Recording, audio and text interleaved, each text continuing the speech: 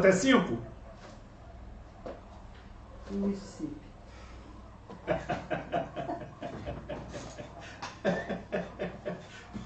Pode ir? Então vamos lá. Bom dia! Hoje a gente está com alguma dificuldade, né?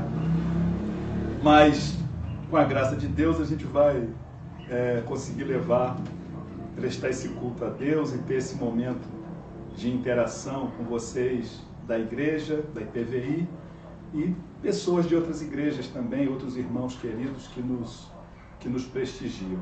Eu queria que a gente cantasse, né, o hino 116, a letra deve aparecer aí na sua tela, tá?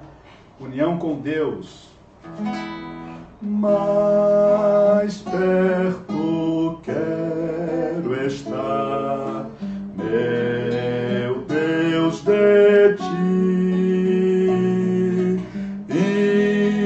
ainda que seja dor que me una a ti, sempre hei de suplicar, mais perto quero estar, mais perto quero estar, meu Deus, de ti. Mesmo vagando aqui na solidão, de noite a descansar, dormindo ao chão, em sonhos vou clamar, mais perto quero estar, mais perto quero estar, meu Deus, de ti. Minha alma cantará a ti, Senhor. Betel aqui verei por teu favor. Eu sempre hei de rogar, mais perto quero estar, mais perto quero estar, meu Deus, de ti. E quando a morte enfim me vier chamar,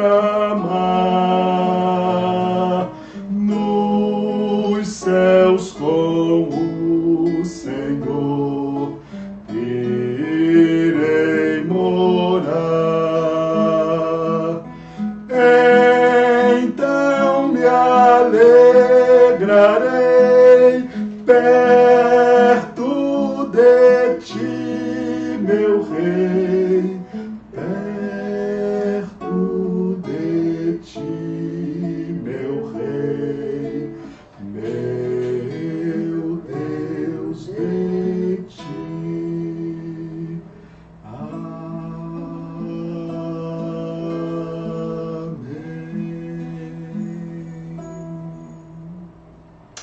Glória a Deus. Gosto demais desse hino. Muito, muito, muito. Vou pedir a Lia para fazer uma oração. Ó Deus, nós queremos estar mais perto de Ti, Senhor. Conhecer o Senhor melhor, amar mais o Senhor do que todas as outras coisas e ter a esperança, a certeza de que um dia vamos estar ainda mais perto, frente a frente, contigo, Senhor. Muito obrigado por esse momento de culto, que o Senhor possa aceitar a nossa adoração, o nosso culto de louvor e possa também, ó Deus, nos abençoar com a Tua palavra, em nome de Jesus. Amém. Amém. Nós vamos ter alguns louvores, tem um grupo que vai nos conduzir em alguns louvores. Acompanhe com a gente.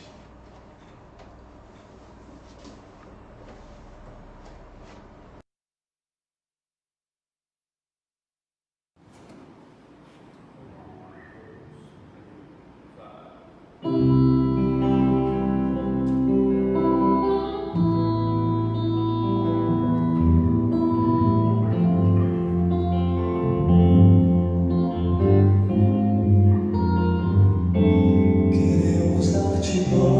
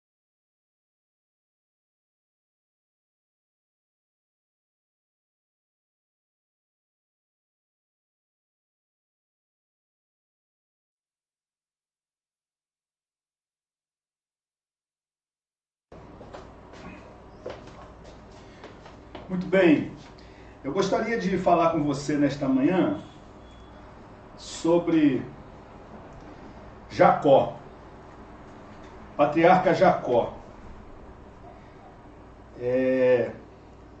Quem me conhece um pouquinho sabe que eu gosto muito de textos da Bíblia, histórias da Bíblia, que falem das dificuldades, dos erros, né? Das coisas pelas quais os personagens bíblicos passaram. E acho bom porque a Bíblia é um livro que conta, os heróis da Bíblia, eles não são pessoas sem erros, são pessoas iguais a mim e acredito iguais a você. Se a Bíblia apresentasse a história de homens e mulheres invencíveis, homens e mulheres sem problemas, sem pecados, essa Bíblia não seria para mim. Mas como ela conta a verdade sobre o ser humano, ela fala ao meu coração, me cativa. E eu quero falar, não tem um texto propriamente, um texto não, mas alguns textos do livro de Gênesis que falam sobre o patriarca Jacó. O primeiro texto que eu vou ler, nem sei se vou ler todos, mas eu vou ler, esse primeiro texto eu vou ler. É Gênesis capítulo 25, do verso 19 ao 26. Na verdade, é nesse texto que tudo começa, né? As dificuldades, as dores, os problemas pelos quais Jacó passou, de um certo modo, de uma certa maneira, tem a sua raiz, a sua origem nesse texto. Depois a gente vai tratar de outros, mas vamos começar com esse, tá? Até 2 horas da tarde a gente termina.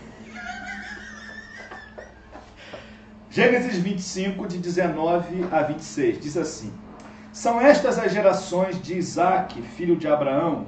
Abraão gerou a Isaque, era Isaque de 40 anos, quando tomou por esposa Rebeca, filha de Betuel, o arameu, de Padã-Arã, irmã de Labão, o arameu. Isaque orou ao Senhor por sua mulher, porque ela era estéril. E o Senhor lhe ouviu as orações, e Rebeca, sua mulher, concebeu. Os filhos lutavam no ventre dela. Então disse: Se é assim, por que vivo eu? E consultou ao Senhor. Respondeu-lhe o Senhor: 2 nações há no teu ventre, 2 povos nascidos de ti se dividirão. Um povo será mais forte que o outro. O mais velho servirá ao mais moço. Cumpridos os dias para que desse à luz, eis que se achavam gêmeos no seu ventre. Saiu o primeiro, ruivo, todo revestido de pelo, por isso lhe chamaram Esaú. Depois nasceu o irmão, segurava com a mão o calcanhar de Esaú, por isso lhe chamaram Jacó. Era Isaque de 60 anos, quando Rebeca lhes deu à luz. Muito bem, aqui começa propriamente a história de Jacó. Eu quero falar sobre Jacó, e de antemão eu quero dizer para você o seguinte: o tema da minha mensagem hoje é Jacó, um patriarca improvável. Tá? Jacó, um patriarca improvável. Poderia ser Jacó, um patriarca desencontrado. Jacó, um patriarca perdido. Desencontrado tem uma conotação de perdido. Mas a história começa aqui. Começa aqui quando a mãe de Jacó está grávida e tem gêmeos, né? E ela tem a sensação, né? O texto dá essa ideia, de que ela tem a ideia de que os filhos estão brigando dentro da barriga dela, um brigando com o outro, né? Criança, quando está na barriga da mãe, gosta de dar pontapé.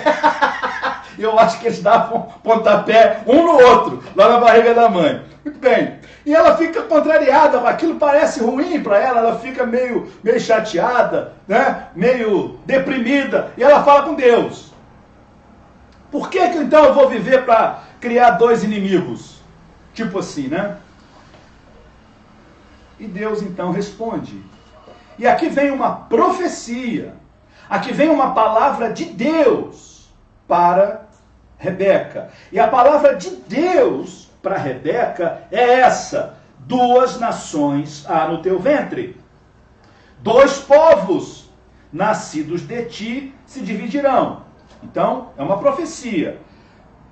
Você está carregando aí na sua barriga os patriarcas, os chefes de duas nações diferentes. São dois povos diferentes. Eles vão se dividir. Um povo será mais forte do que o outro. E o mais velho, a outra parte da profecia, um povo será mais forte do que o outro. Era o povo, no caso de Israel, né, representado ali por Jacó, e são os edomitas, né, representados por Esaú. E a outra parte da profecia, o mais velho servirá ao mais moço. Então, um povo será mais forte, o outro será mais fraco. E o que é primogênito, né, o que vai nascer primeiro, ele vai ser menor do que o que vai nascer depois. E ele vai ser como que um povo servil ao outro povo. Um povo tributário. E foi assim na história de Israel. Essa é a promessa. Essa é a profecia de Deus, não é? Duas nações, o mais velho servirá ao mais novo, um povo será mais forte do que o outro. Aí vem o acontecimento, vem o que vai acontecer aos olhos das pessoas. Quando eles nascem, o caçula nasce primeiro, Esaú, né? Forte, diz o texto, todo revestido de pelo ruivo, por isso chamaram de Esaú. E, em seguida, o outro, mais fraquinho, aparentemente, que seria o segundo filho, o primogênito, então, é o Esaú, e o Jacó nasce segurando no calcanhar do irmão. Como que, vamos dizer assim, aos olhos deles, quem fez força para nascer foi Esaú. Aos olhos de quem fez o parto, de quem soube da história, aos olhos de quem vai dar o nome aos dois meninos, o Esaú faz força para nascer, é o cara robusto, é o cara forte, é o cara cabeludo, né? E o Jacó é o malandro. O segundo filho é um espertalhão que segura no calcanhar do irmão e nasce na carona do irmão e não precisa fazer a força que o irmão fez para nascer. Então colocaram o nome dele de Jacó. Por quê? Porque Jacó significa suplantador, significa usurpador, pode significar enganador, pode significar astuto. O menino só nasceu segurando o calcanhar do irmão e recebeu uma carga a partir do seu nome. Há uma profecia de Deus de que os dois meninos seriam pais de dois povos. Um povo maior e mais forte, outro povo menor e mais fraco. Há essa profecia que o menor, que o segundo filho seria maior do que o primeiro. Então isso é uma profecia de Deus. Isso é uma palavra de Deus sobre os meninos. Só que os seres humanos, quando recebem esses dois meninos para a vida, quando eles veem a luz, colocam em Jacó, colocam no segundo menino esse nome que vai marcar Jacó, que vai marcar aquele menino por muito tempo. Quando eles colocam esse nome no menino, o nome de Jacó, eles estão dando a sua própria profecia. Há uma profecia divina. É um povo forte. Mas há uma profecia humana. Há uma carga humana familiar sobre aquele menino dizendo: usurpador, suplantador, enganador, espertalhão.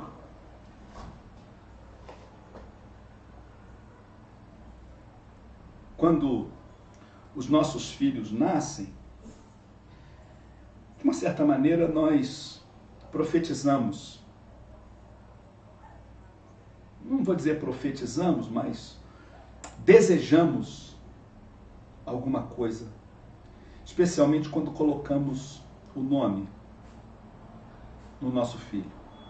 Eu recebi o nome de Jader. Nunca suportei o meu nome. Nunca gostei dele. Isso era porque na infância as professoras não conseguiam, era difícil, não existia. Em todo o meu círculo de amigos, de colegas da escola, de vizinhos, não tinha nenhum Jader. João tinha de penca, Pedro tinha um monte, Antônio tinha muito, Ricardo, Ronaldo, tudo isso tinha. Tudo isso é nome, na minha cabeça de menino, tudo isso era nome de gente. Mas Jader era só eu. E as professoras não conseguiam ler o meu nome. E umas liam Jadir, outras liam Jardi, outras liam Jardel. Cada professora lia de um jeito diferente, e aí a professora lia, e aí tinha que perguntar para mim. E eu, sempre muito encabulado, vocês podem ver que eu sou muito tímido, mas eu era muito tímido, muito encabulado, eu ficava para morrer de ter que falar diante de toda a turma o meu nome. E aí a voz não saía. E eu dizia: Jânio. Como é, menino? Jânio. Fala! E aí, quanto mais eu demorava e quanto mais a minha voz não saía, mais em evidência eu ficava e mais vergonha eu passava. O meu nome não foi a intenção do meu pai e da minha mãe fazer isso. Eles fizeram isso para homenagear o meu avô. Eu tenho um nome igualzinho ao nome do meu avô paterno, que também, na minha opinião, não era uma pessoa muito digna de ser homenageada. E eu tenho a impressão de que o meu pai muitas vezes olhava para mim, me chamava e me falava, e ele queria ver em mim o que ele via no pai dele. Quando a gente coloca o nome, de uma certa maneira a gente está profetizando, a gente está desejando que aquela criança, que aquela pessoa seja de uma determinada maneira. Quando coloquei nome nos meus filhos, a primeira preocupação minha foi de tentar colocar neles nomes que eles não se sentissem envergonhados, que não se sentissem mal. Eu fui procurar na Bíblia nomes comuns, mas que tivessem algum significado bom, que demonstrasse no nome deles desejos bons que eu e a minha esposa tínhamos em relação a eles. Felipe, André, dois apóstolos que eram amigos um do outro e que eram próximos de Jesus e conduziam as pessoas a Jesus. Daniel, profeta do Velho Testamento, cujo nome significa Deus é meu juiz. Quando coloquei os nomes nos meus filhos, eu quis profetizar boas coisas para eles. Mas a família de Jacó profetizou o mal contra ele. Há uma profecia boa, há uma profecia verdadeira, há uma palavra de Deus sobre Jacó. É um povo forte. Mas vem a família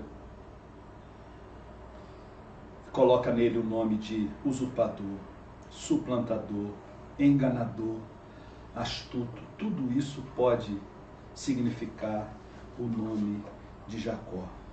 E esse menino vai levar durante a sua vida esse fardo. De uma certa maneira, ele vai atender a essa expectativa, porque quando se coloca o nome, alimenta-se uma expectativa sobre a pessoa nomeada. E ele, em muitos momentos da vida, vai atender a expectativa daqueles que o nomearam. Muito bem, me deram o nome de usurpador, de suplantador, de enganador, de astuto. Eu não posso decepcionar quem botou esse nome em mim. E aí vem a segunda coisa. A primeira coisa que a gente falou é o encontro da profecia de Deus com a maldição dos homens. Que eu estou botando o nome de profecia humana, profecia da família, profecia errada, profecia torta, que foi jogada em cima desse menino. Vem a segunda coisa, que é o encontro do sonho com o pesadelo. Abre aí, é só virar 2 páginas, Gênesis 28. Enquanto você acha aí, deixa eu só dizer, o Jacó, ele vai tapear o irmão, aproveitar da fraqueza do irmão, ser mais esperto, vai enganar o irmão, comprando do irmão o seu direito de primogenitura, e o Jacó vai tapear o pai dele. Você já viu alguém enganando um cego? O que você faria se estivesse na rua e visse alguém ludibriando um cego? É coisa para ficar indignado, né? Eu acho. Pois o Jacó fez isso com o pai dele. O pai dele, cego! Porque ele precisava, de uma certa maneira, atender aquela expectativa que foi colocada sobre ele. Segundo encontro, ou vamos dizer, desencontro, de Jacó é o sonho e o pesadelo. Gênesis 28, pedi para você abrir aí, começando no verso 11 e indo até o verso 22. Não sei se o Dani está conseguindo colocar o texto aí. Gênesis 28, de 11 a 22. Diz assim: tendo chegado a certo lugar, ali passou a noite, pois já era sol posto. Tomou uma das pedras do lugar, fê-la seu travesseiro e se deitou ali mesmo para dormir. E sonhou, eis posta na terra uma escada, cujo topo atingia o céu, e os anjos de Deus subiam e desciam por ela. Perto dele estava o Senhor e lhe disse: eu sou o Senhor, Deus de Abraão, teu pai, e Deus de Isaque. A terra que agora estás deitado, eu te darei a ti e à tua descendência. A tua descendência será como o pó da terra. Estender-te-ás para o ocidente, para o oriente, para o norte e para o sul. Em ti e na tua descendência serão abençoadas todas as famílias da terra. Eis que eu estou contigo e te guardarei por onde quer que fores. E te farei voltar a esta terra, porque te não desampararei, até cumprir eu aquilo que te hei referido. Despertado Jacó do sono, disse: na verdade o Senhor está nesse lugar, e eu não sabia. Temendo disse: quão temível é este lugar! É a casa de Deus, é a porta dos céus. E continua, vamos ler o texto todo. Tendo se levantado Jacó cedo, de madrugada, tomou a pedra que havia posto por travesseiro e erigiu em coluna, sobre cujo topo entornou azeite. Ao lugar, cidade que outrora se chamava Luz, deu o nome de Betel.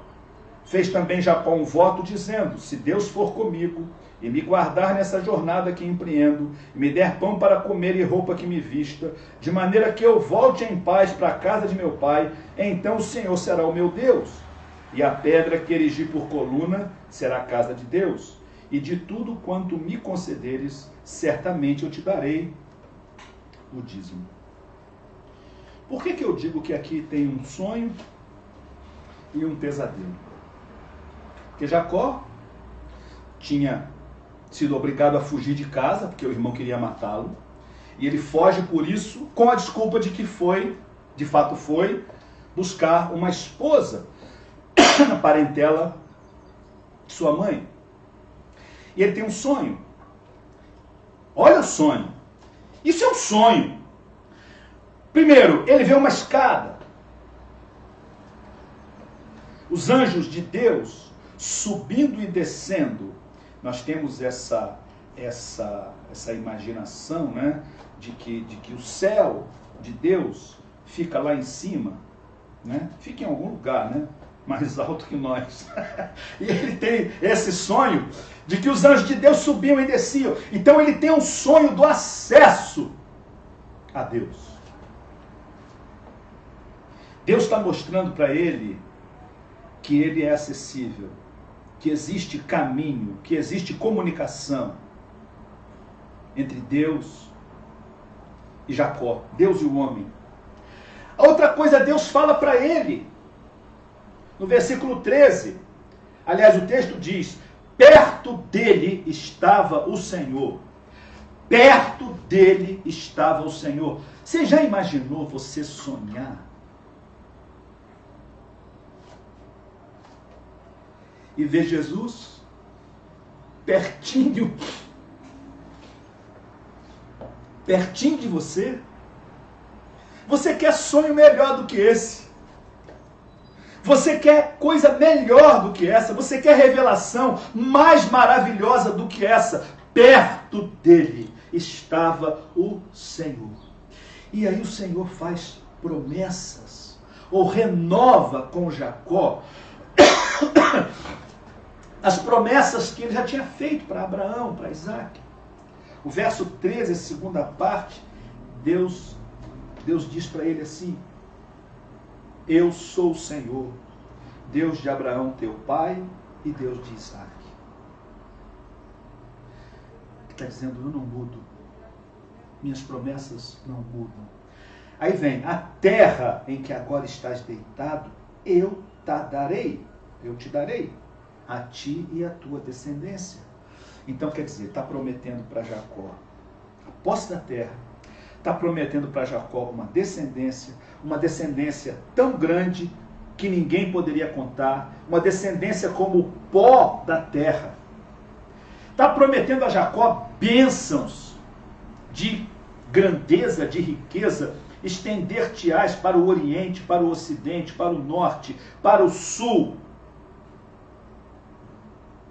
E especialmente o verso 15. Olha que coisa maravilhosa essa promessa de Deus.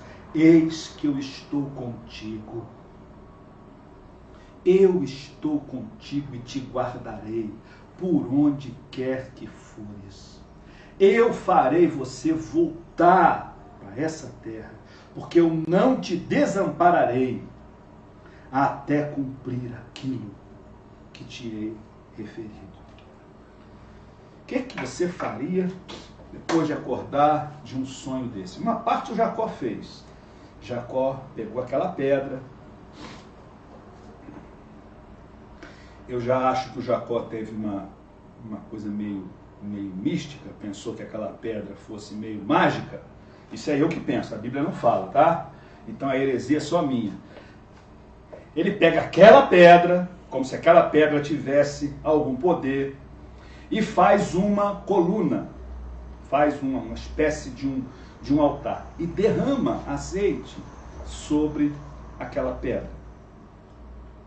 Bom, até aí eu estou contente com Jacó, né? Mas ele, logo que ele acorda, ele diz assim, ó,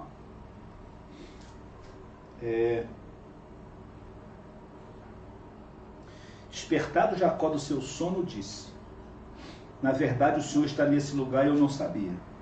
Então a primeira coisa que ele vai dizer é que ele não conhece Deus.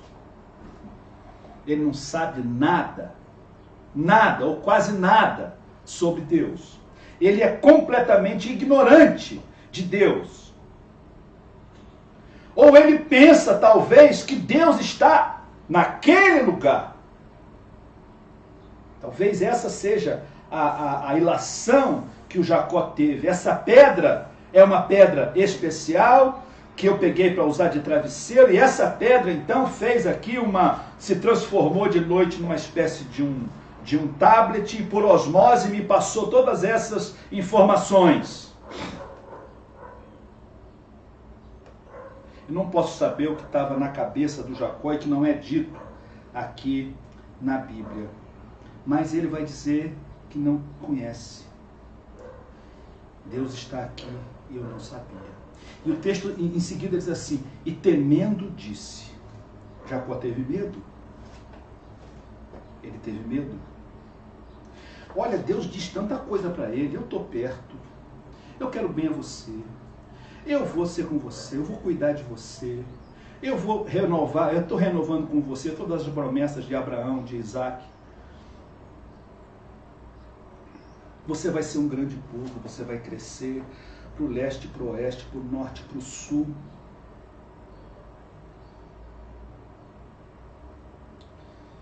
Mas Jacó diz que tem medo.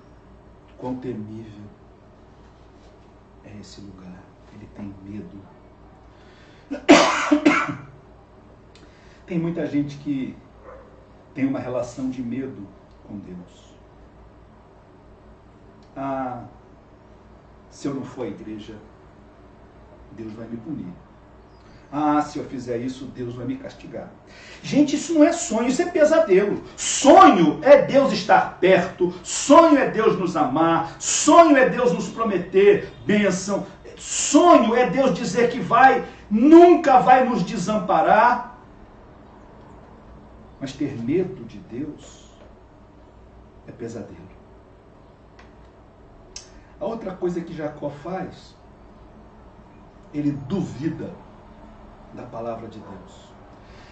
Nós lemos as promessas, Deus dizendo: olha, eu estou contigo, eu estou perto, você tem acesso a mim, eu vou estar contigo em todos os momentos, você vai, eu vou estar com você onde quer que você esteja. Aí Jacó pega e diz assim, fez um voto dizendo: se Deus for comigo.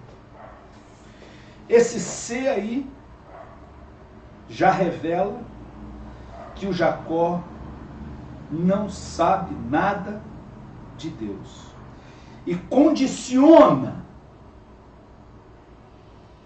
se Deus for comigo. Será que Deus vai comigo?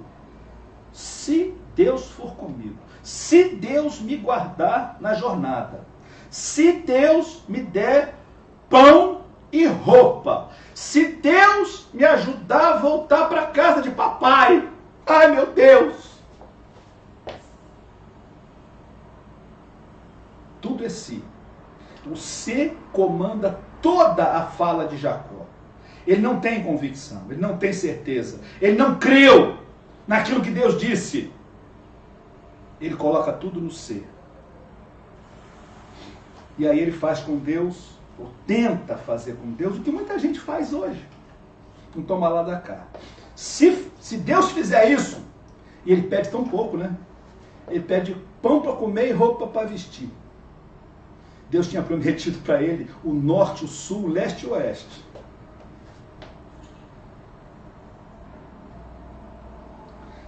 Então, se Deus fizer isso, se ele me der comida e roupa, e a voltar para a casa do papai, né? Porque eu preciso voltar para a casa do papai. Então eu vou dar o dízimo. Não é assim que muita gente faz hoje? Muita gente até faz uma coisa parecida, mas invertida, né? Eu dou o dízimo, porque aí eu obrigo Deus a me abençoar. Então toma lá da cá. Relação com Deus não é assim. Relação com Deus não é de faz o certo e ganha presente. a relação com Deus é uma relação de graça. É muito diferente. Terceira coisa, terceiro encontro de Jacó foi um encontro legal, mas que ainda está com o pé lá no passado. O terceiro encontro dele é lá em Gênesis 29, que é quando ele se encontra com Raquel. Eu não vou ler o texto para não demorar muito. Ele encontra o grande amor da vida dele. Ele encontra Raquel. E esse amor, ele é cantado, né? O Camões fez uma poesia belíssima sobre esse amor de Jacó e Raquel. 7 anos de pastor. Jacó servia a Labão, pai de Raquel, serrana bela. Mas não servia ao pai, servia a ela. E a ela só por prêmio pretendia. Não sei falar todo o soneto de cor, mas é lindo. E a história, o encontro, eu já preguei, né, em casamento, né? Em casamento eu não falo da parte ruim, falo só da parte eu já preguei sobre esse encontro de Jacó e Raquel, porque tem coisa muito boa nesse encontro. Jacó se encontra com o amor, mas ele não conseguiu ainda se libertar do passado. Lembra do usurpador? Lembra do espertalhão? Ele tem questões não resolvidas. Ele trapaceou na sua vida. Ele tem uma inimizade profunda, uma rivalidade profunda com o seu irmão. E olha o que vai acontecer na casa de Jacó. A gente às vezes quer fugir dos problemas sem resolver os problemas. Jacó viajou para muito longe. Para longe ele pensava dos seus problemas, mas os problemas foram com ele. Porque ele foi com ele. Não é? A casa dele vai ser uma casa repleta de rivalidade. Vai haver uma rivalidade tremenda entre as suas mulheres. Vai haver uma rivalidade tremenda entre seus filhos. Isso vai perdurar por muito tempo. Vai culminar, inclusive, com a venda de José para o Egito. Essa rivalidade vai dominar a relação de trabalho de Jacó com seu sogro, porque o sogro era mais espertalhão do que Jacó. E quando a gente vê alguém muito esperto, alguém que trapaceia, alguém que engana, alguém que mente, logo a gente pensa, vai aparecer um que vai ser mais esperto do que ele e vai trapacear com ele. E Jacó encontrou no seu sogro esse sujeito que vai infernizar a vida dele, mudar o salário dele várias vezes, tentar prejudicá-lo de todas as formas. Por quê? Jacó tem um problema. O problema de Jacó é um só. É Jacó. O problema de Jacó é Jacó. A gente tenta, de todas as formas, encontrar justificativa, às vezes, para as nossas atitudes, para as coisas erradas que fazemos, para as decisões equivocadas que tomamos na nossa vida. A gente, às vezes, culpa a família, a gente, às vezes, culpa a igreja, a gente, às vezes, culpa a sociedade, a gente, às vezes, culpa o governo. Mas o grande responsável pelas minhas decisões, pelas minhas atitudes, pelos meus atos, pelos meus pecados, o grande responsável sou eu mesmo.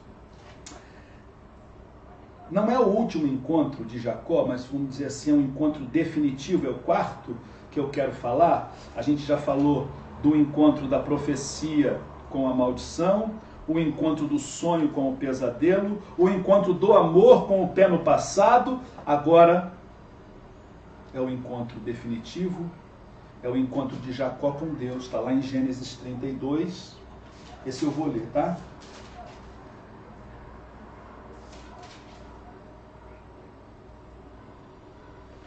Gênesis 32, começando no versículo 22.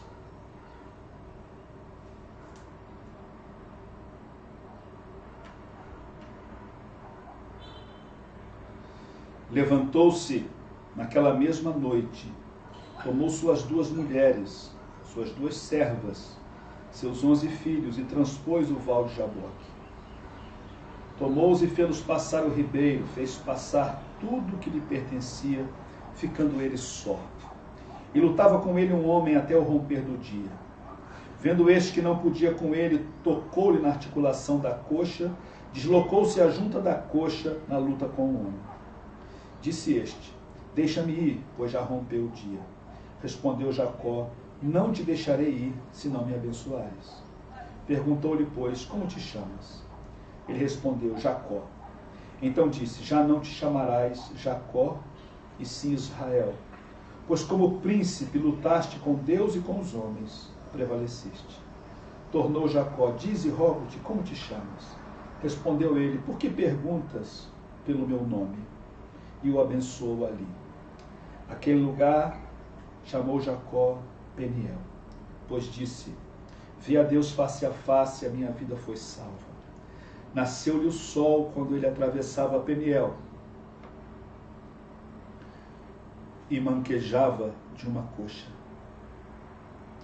Por isso os filhos de Israel não comem até hoje o nervo do quadril na articulação da coxa, porque o homem tocou a articulação da coxa de Jacó no nervo do quadril. Aqui há um encontro definitivo. Aqui é um encontro que vai de verdade mudar a vida de Jacó. É um encontro com Deus.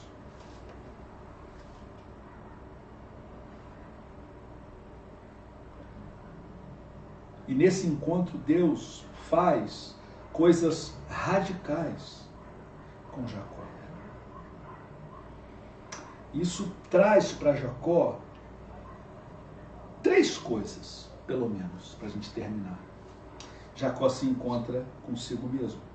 Lembra o encontro da profecia com a maldição? Deus dizendo, né, para a mãe dele: olha, seu filho vai ser o pai de uma nação grande e forte. E a família dizendo: Jacó. Pois bem, há uma luta. É um texto muito difícil, eu não consigo entender, né? Eu acho que é uma sensação que Jacó teve, um encontro, um êxtase, e a maneira dele de escrever é essa, tá? Como é que alguém vai lutar com Deus e ganhar? Eu não sei, não entendo. Mas essa é o resultado da experiência de Jacó. Não se preocupe com os detalhes. Se preocupe com o que aconteceu. Aprenda com o que aconteceu. Deus vai mudar o nome dele. É como se Deus estivesse mudando a natureza dele. Até aqui você foi usurpador, enganador, você se valeu da sua esperteza para poder sobreviver, para poder prevalecer, para poder conseguir as coisas que queria, mas agora você não mais vai ser Jacó, você vai ser Israel, povo de Deus, príncipe de Deus. Jacó tem um encontro consigo mesmo, olha para si mesmo, olha para o seu passado, olha para o que fez e diz assim: eu não posso continuar assim. Eu não posso prosseguir dessa forma. E a mudança de nome representa uma mudança de caráter, uma mudança de pessoa, uma mudança interior naquele que foi chamado de usurpador.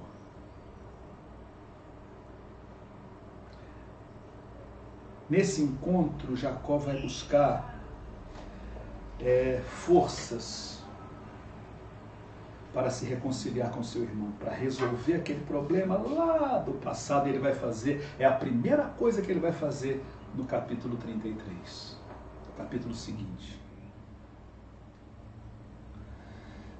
Eu já vi muitas histórias durante o meu ministério de pessoas que tinham uma relação difícil com o pai, com a mãe, e aí arranjam um casamento mais rápido possível, para poder se livrar daquela relação ruim, difícil. E aí vai descobrir que o cônjuge, o marido ou a mulher, é igualzinho o pai, é igualzinho a mãe, e o conflito só mudou de casa. A gente não foge dos problemas, a gente resolve. A quem a gente tem que pedir perdão, a gente tem que pedir perdão, para que a amargura saia do coração. A quem a gente tem que perdoar, a gente tem que perdoar, como Jesus diz.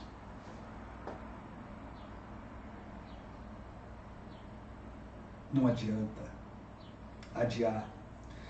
Não adianta empurrar com a barriga, mesmo que você tenha uma boa barriga como eu, não adianta. Você tem que resolver. E a coisa mais evidente, mais clara no texto, Jacó se encontra com Deus. Finalmente. Jacó crê em Deus. Agora não tem mais aquela condição, se Deus foi, ele sabe agora que Deus está com ele. Ele sabe. Ele vai enfrentar o irmão, porque ele sabe que ele não vai morrer, porque Deus tem promessa na vida dele. E Deus é maior do que o irmão dele. Então ele pode se apresentar ao irmão, pedir perdão ao irmão, abraçar e beijar o irmão, tendo certeza de que Deus está cuidando, que Deus vai resolver. Porque ele crê na palavra de Deus. Eu estou perto, eu estou acessível, eu estou contigo, por onde quer que fores. Você vai e você vai voltar para possuir essa terra que eu prometi para Abraão e para Isaac. Jacó é um patriarca, na minha visão, né? Um patriarca improvável.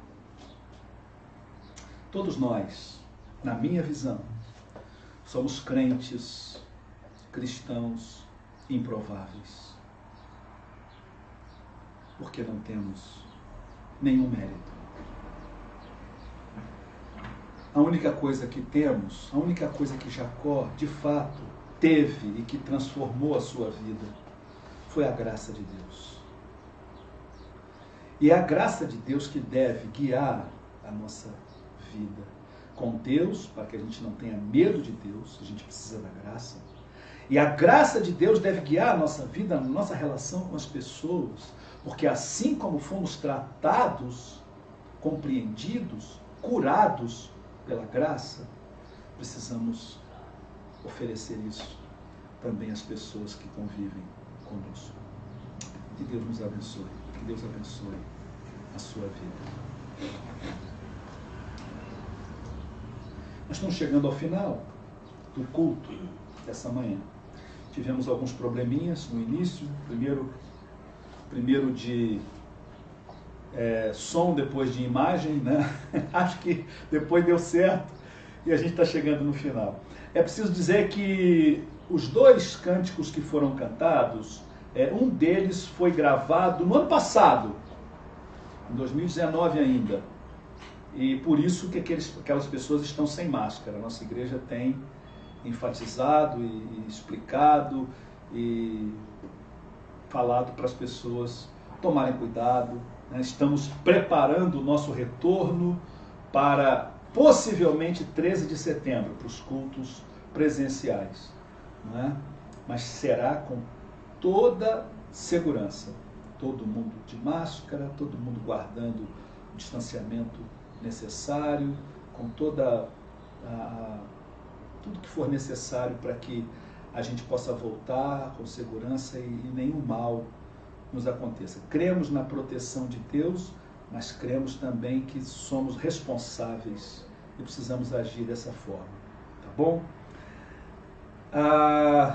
Aquelas pessoas, os irmãos que puderem, podem mandar da maneira que já sabem o seu dízimo, a sua oferta, tá? Sempre dentro daquela linha de que cada um contribua segundo tiver proposto no coração, é o que o apóstolo Paulo diz. Você não pode querer, nem pastor pode pedir nada além do que cada um pode fazer.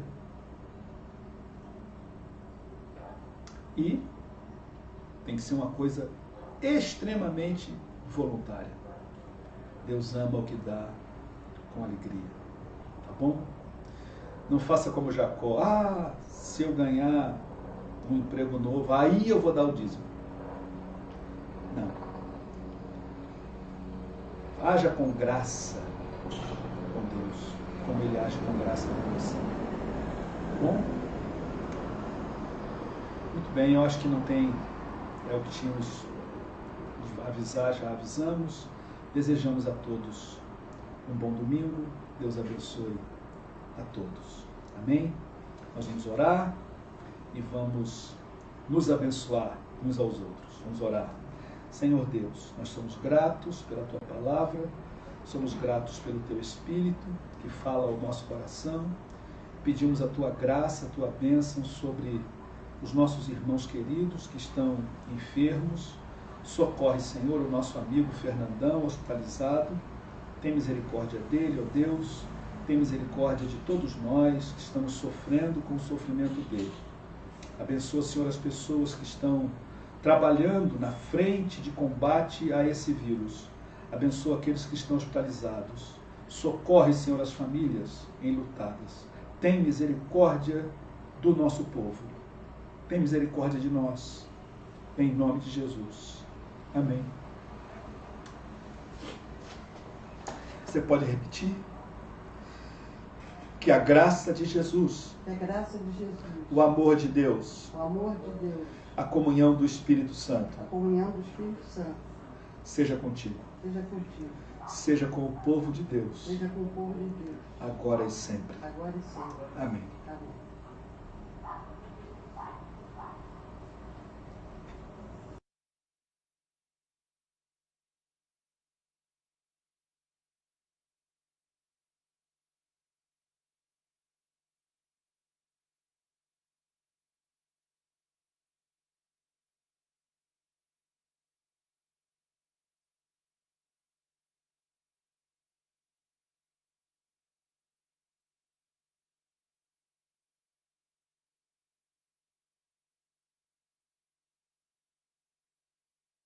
Thank you.